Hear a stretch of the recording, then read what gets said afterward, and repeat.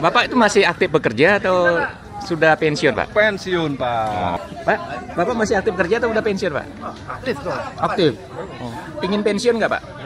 Oh, kok nggak pingin? Kenapa? Harus kerja terus. Kan Kerja Pak terus. Jokowi bilang kerja. Jadi ya kerja terus. Selama belum mati ya kerja terus. Nanti kalau misalnya Bapak udah pensiun gitu, rencananya Bapak mau bisnis atau mau kegiatan lain, Pak? Ya, nggak pensiun terus bisnis. Bisnisnya apa rencananya, Pak? Kuliner.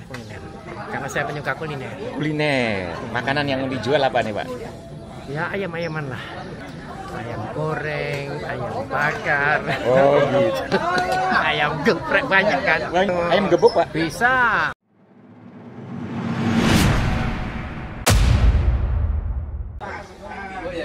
Ternyata banyak orang mengalami kebingungan ketika pasca kerja atau ketika akan pensiun, apalagi sesudah benar-benar pensiun nih, Pak. Betul. Nah, biasanya tuh menjelang pensiun apa sih yang dialami oleh para pejabat atau orang yang sedang bekerja gitu loh, Pak? Itu namanya kita mendalami apa yang disebut dengan post power syndrome.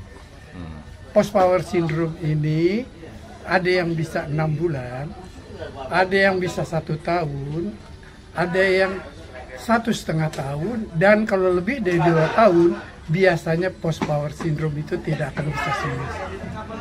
Kayak sekarang kita perhatikan dalam rangka orang-orang para pegawai baik swasta maupun pegawai negeri di dalam masa MPP ini adalah masa yang paling krusial. Persiapan itu. Karena itu diperlukan persiapan yang matang dalam rangka menghadapi masa pensiun. Nah, dalam hal masa pensiun ini sebenarnya bisa kita tanggulangi kalau kita bisa mengetahui apa yang menyebabkan terjadinya post power syndrome, apa gejala-gejala post power syndrome yang kita hadapi, kemudian bagaimana kita menyembuhkan diri kita dari post power syndrome. Salah satu yang paling berat biasanya post power syndrome yang dialami oleh pegawai swasta yang mempunyai jabatan tinggi atau pegawai negeri yang jabatannya tidak. Hal ini disebabkan oleh karena biasanya post power syndrome yang terberat adalah yang akan dihadapi oleh para pejabat swasta maupun negeri apabila pada saat dia menjabat itu selalu semena-mena terhadap bawahannya. Pada saat dia pensiun maka dia akan diacuhkan oleh bawahannya tersebut. Contohnya, pada saat dia pergi ke kantor pagi-pagi, biasanya sudah dibukakan oleh satpam. Diambilkan tasnya, dibawa ke ruangannya.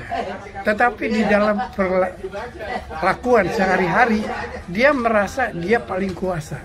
Maka dia selalu tidak sopan atau menindas atau ya mengabaikanlah bawahannya itu. Nah, pada saat dia pensiun, maka post power syndrome akan dihadapinya dan cukup berat untuk dia tanggulangi. Gejala-gejala post power syndrome itu gimana, Pak? Nah, sekarang kita lihat post power syndrome. Ini hanya contoh saja. Ada seorang pensiunan waktu dia pensiun itu dia membuka warung, katakanlah bersama dengan istri dan keluarganya.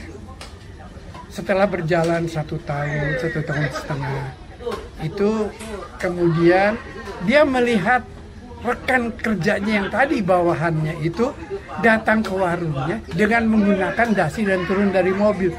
Pada umumnya mereka yang menghadapi post power syndrome akan pergi ke belakang, suruh istri anaknya melayani orang itu.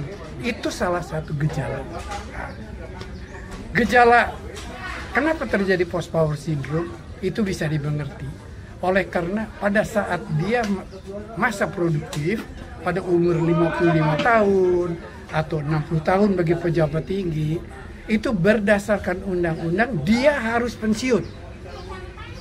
Sedangkan pada saat itu yang disebut dengan consumption price index itu sudah tinggi, atau boleh kata konsumsinya sudah tinggi.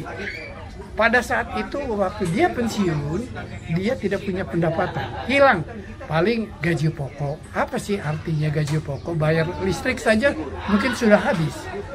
Kalau dulu dapat dari SPJ, SPPD, tunjangan jabatan, tunjangan rapat, dan lain sebagainya cukup tinggi. Ini kan hilang.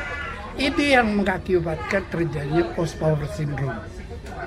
Nah, itu gejala-gejala ini harus kita ketahui terlebih dahulu. Saya memberikan pengertian atau mengajar kepada beberapa para pensiunan di BUMN maupun di swasta dan bank. Itu yang terpenting adalah bagaimana kita mengetahui bahwa kita terkena post power syndrome. Setelah kita tahu, maka mudah bagi kita untuk men-overcome dari post power syndrome itu. Salah satu tadi yang saya sebutkan adalah memang karena tingkat pendapatan yang menurun drastis. Itu alasan. Sifat kita dianggap sepele oleh yang tadinya bawahan kita, sekarang dia sudah tidak lagi menganggap, karena kita pada saat menjabat itu tidak ramah dengan mereka. Itu yang mengakibatkan berat. Selain hal itu juga, post power syndrome itu kelihatan sekali. Pada umumnya para pensiunan kan suka menyumbangkan tenaga dan pikirannya untuk kegiatan sosial. Karena dianggap oleh masyarakat tersebut dia pernah menjabat pejabat tinggi, maka biasanya suka dijadikan ketua. Ketua apalah, ketua kebersihan, ketua olahraga, atau RW, atau RT, itu kan biasa. Atau dewan pembina. Atau dewan pembina. Tetapi kalau kita tidak bisa mendapatkan atau menerima pendapat dari warganya yang lebih muda, suka kesel. Itulah salah satu diantaranya post power syndrome. Post power syndrome itu ada level-levelnya. Yang paling rendah itu dalam 3 bulan dia udah bisa overcome. 6 bulan, 1 tahun, saya sarankan jangan merasa post power syndrome itu tidak dirasakan oleh dia. Tapi bisa dilihat orang lain bahwa kita menghadapi post power syndrome. Kita merasa selalu benar. Tapi orang lain melihat kita pasti kena post power syndrome. Apabila ini sudah berjalan lebih 2 tahun, maka selanjutnya sampai dia tua pun post power syndrome tidak akan hilang. Nah, kalau begitu bagaimana caranya, Pak? Supaya nanti katakanlah setelah pensiun atau berhenti bekerja secara resmi gitu, Pak ya. Supaya nggak kena post power syndrome ini.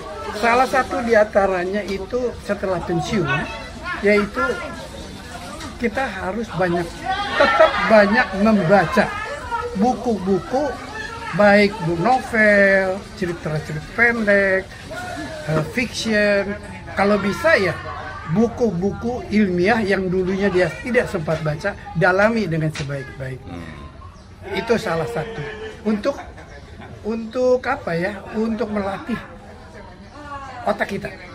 Kedua, kita harus punya perasaan atau kita harus membiasakan diri kita kreatif. Itu salah satu diantaranya. Kemudian yang paling terpenting menurut hemat saya adalah sosialisasi dengan warga setempat, teman lama, pergi reuni, halal bihalal, dan lain sebagainya berikutnya. Seusahakan sedemikian rupa untuk dapat menghadirinya. Karena itu akan memberikan rasa kegembiraan. Inilah yang mengakibatkan orang itu mudah meng-overcome post power syndrome.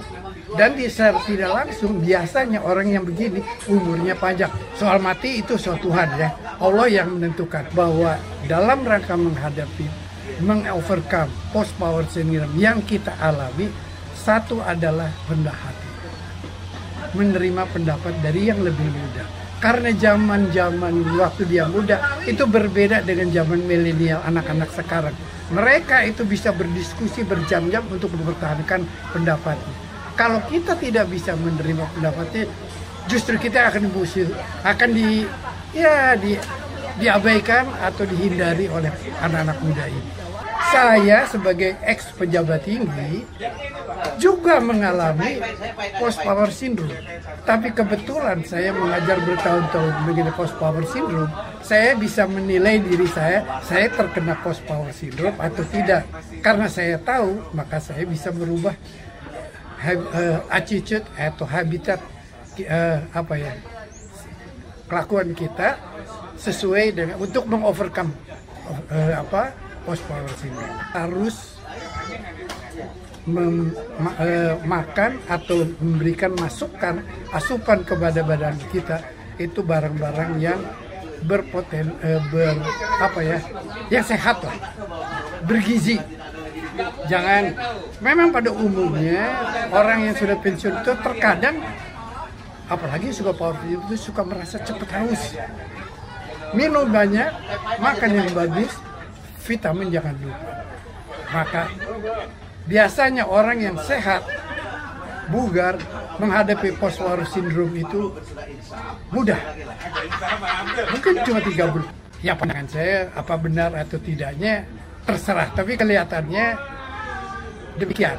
Jadi bagi mereka yang kalau pegawai negeri disebut dengan MPP, masa pensiun, pada saat itulah saudara sebaiknya sudah berpikir apa yang akan dilakukan pada saat pensiun. Pada masa MPP itu memang tidak bisa, karena itu pada masa MPP kalau masih mempunyai pasangan atau istri atau suami, kerjasama dilakukan oleh istrinya atau suaminya. Istri ambillah, misalkan buka warung, biarkan warung itu dijalankan buka bisnis apapun juga, biarkan istri dan anak. Nanti pada saat pensiun kita mengambil over istri, karena itu kerjasama pada saat MPP suami istri anak atau dan keluarga itu sangat erat. Nah itulah antara lain bagaimana rendah hati, menerima pendapat orang lain, hidup sehat.